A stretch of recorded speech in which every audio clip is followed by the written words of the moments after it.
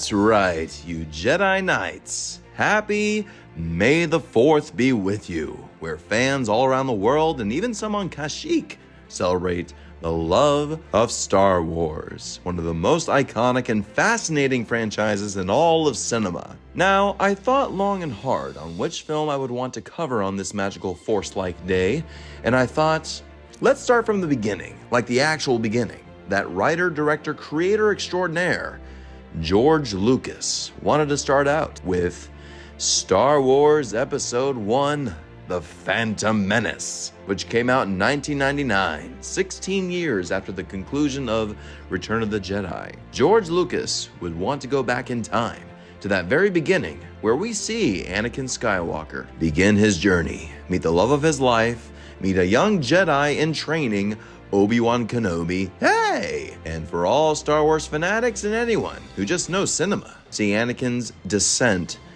to the dark side. I was 9 years old when this film came out, folks. Yeah, times have changed, but my friends, you best believe I was extremely pumped to see this film, as any kid was, because the first poster that we were given said it all. That poster of young boy Anakin walking along the sands of Tatooine with the shadow of Darth Vader reflecting right behind him. That was all you needed in order to be pumped about this film. And the fact that it was going to be written and directed by its original creator, George Lucas. I mean, this was going to be an event, and an event it certainly was. We started lining up over a month ago. All right, get out your lightsabers. You just may have noticed that Star Wars, the latest episode, opens nationally at midnight tonight. The hype surrounding this movie has been overwhelming. Now the question is, will it deliver? They're about to open the doors here in just a few minutes, and people are revved Some up. 2.2 million Americans. Companies around the world closed up shop early so they could attend the premiere date on May 19th, 1999. Fans camped out for weeks to get their hands on tickets. 12 tickets max per customer, they said. And $5 a ticket. Oh, the good old days. Needless to say, my dad and I went to, not the premiere, but maybe 2 weeks in the release, and I was ready. I was already seeing the toys everywhere, so I was jazzed. Let's go. And folks, if you're a Star Wars fan, you know there's nothing better than seeing the lights go down, the 20th Century Fox logo and fanfare kick in, Lucasfilm LTD on that screen, blackness. Then, a long time ago, in a galaxy far, far away, and then, dun dun dun dun dun dun dun dun dun dun dun dun dun. John Williams' magnificent Star Wars theme. It's incredible. And of course, looking back on it now, how lucky to be a kid then and experience a Star Wars movie that was of my generation, a brand new Star Wars movie. But then we get the actual fucking plot line. Tax treaties, taxation, death and taxes. What the fuck? Of course, this was the plotline that immediately made every single fan go, this made no frickin' sense. Indeed, it's like George Lucas forgot that these movies were made for children. And even for adults who grew up with the original trilogy, who gave a shit about political treaties or taxation?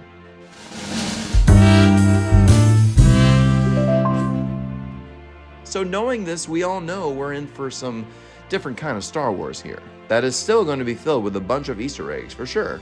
Like Ewan McGregor showing up as young Obi-Wan Kenobi, copying off of Sir Alec Guinness's portrayal because George told him to. Liam Neeson as Jedi Master Qui-Gon Jinn, giving at least some amount of stoicity that is interesting. You got these two Jedis protecting the Queen Amidala, who looks an awful like Keira Knightley. Because it is Keira Knightley, amazingly enough. She was only 13 years old here, who wanted to be in it so badly, acting as a decoy for the big-time target, real queen, played by Natalie Portman, giving, I don't know what kind of freaking accent here, Jesus. You talk about bland, which is just so painful to watch. Our people are dying, Senator. We must do something quickly to stop the Federation. Then there is Anakin. Oh, young Anakin, played by Jamie from Jingle All the Way, Jake Lloyd. This kid. Oh, it's horrible to talk ill of a child actor, we all know, but... An angel. I heard the deep space pilots talk about them. They're the most beautiful creatures in the universe. They live on the moons of Viego, I think. It's a radical chow. Look! There they are! That's where the autopilot's taking us. This is tense! R2, get us off this autopilot. It's gonna get us both killed. You did it, R2! Okay, let's go left. Go back?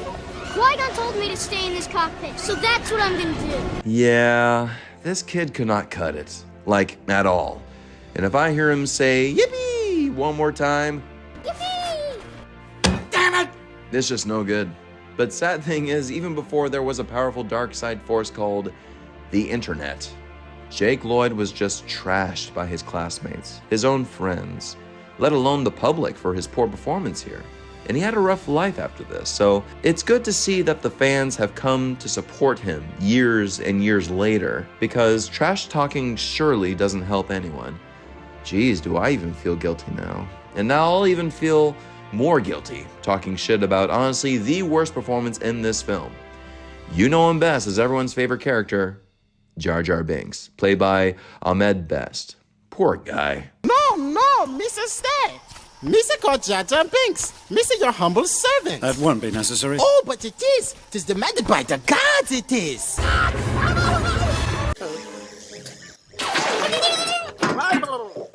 My curry is ferret. My curry, rabbit. Where is the rabbit?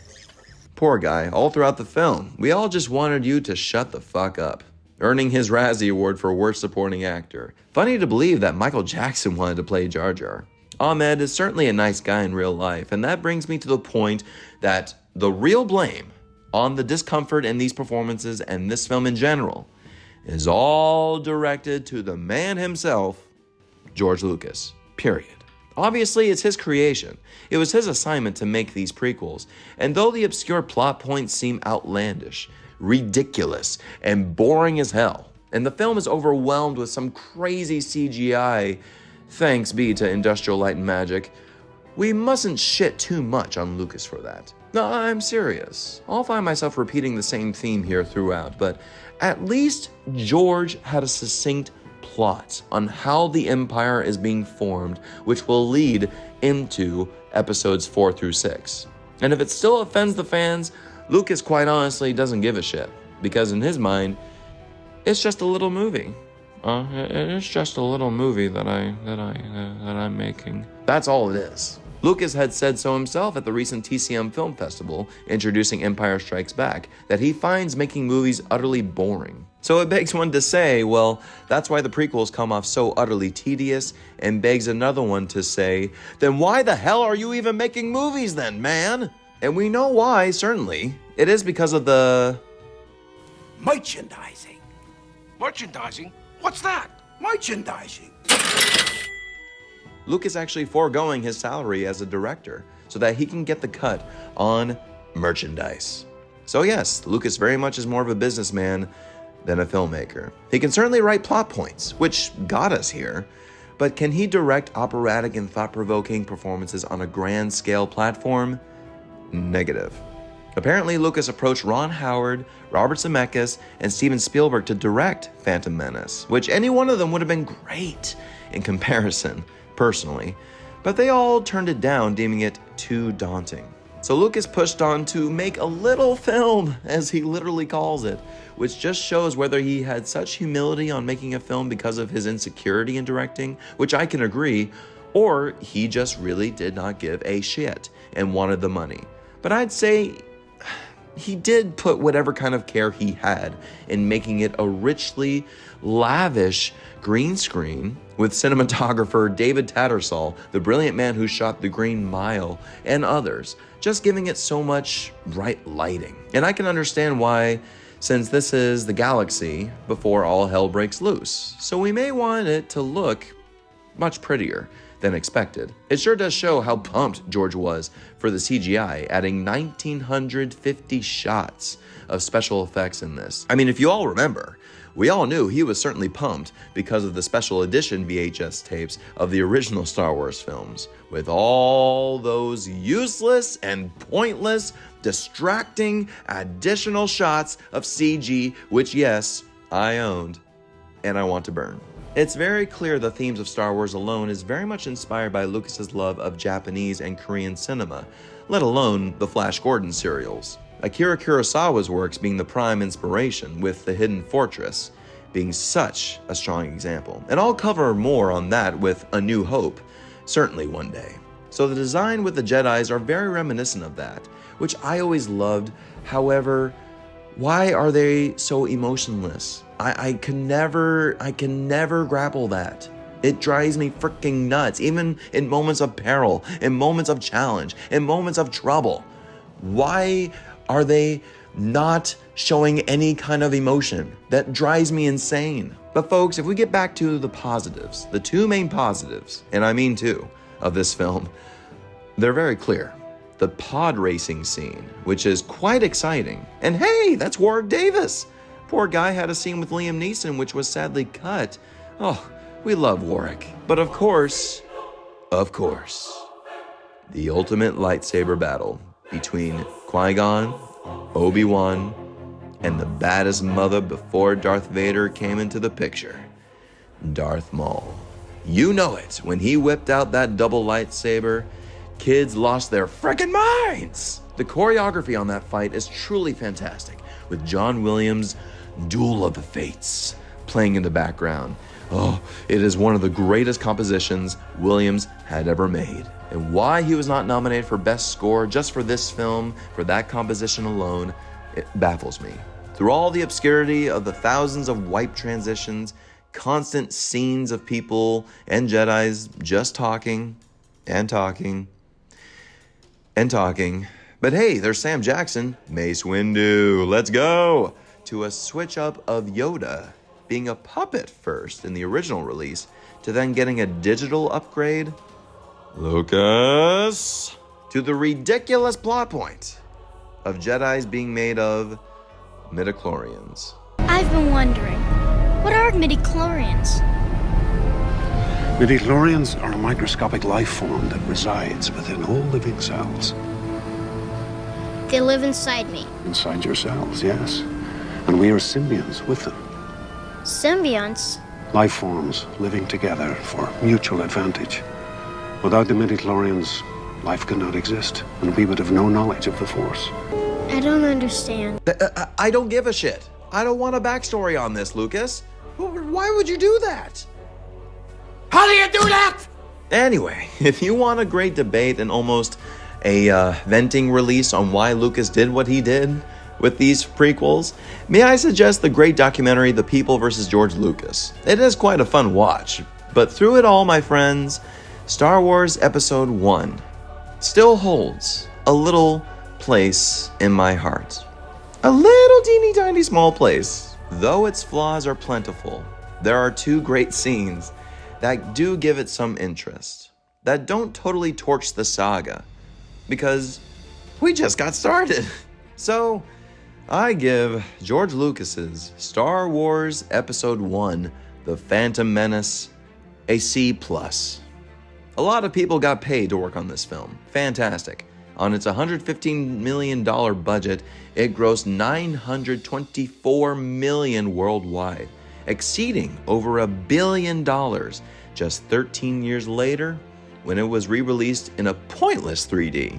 Obviously, financially, the most successful film that year of 1999, earning 3 Oscar nominations for Best Sound, Best Sound Effects Editing, and Best Visual Effects. Also, earning 7 Razzie Award nominations, including Worst Director, Worst Screenplay, Worst Supporting Actor for Jake Lloyd, Worst Picture, and Worst Supporting Actress for Sofia Coppola. That's right, standing in there in the background as a maiden for the Queen because she just wanted to be on set. Poor thing. To some around the world, this is their favorite Star Wars movie. So we can't blame or dislike anybody for loving it so. It all comes down to different tastes, as they say. So yes, my friends, with all my ranting, with all my rambling, please tell me, do you love or even like Phantom Menace? Let me know in those comments. Like, share, please subscribe if you haven't already, and stay tuned for more to come your way, at light speed for sure. Thank you so much for watching, and, my friends, may the 4th be with you. Always.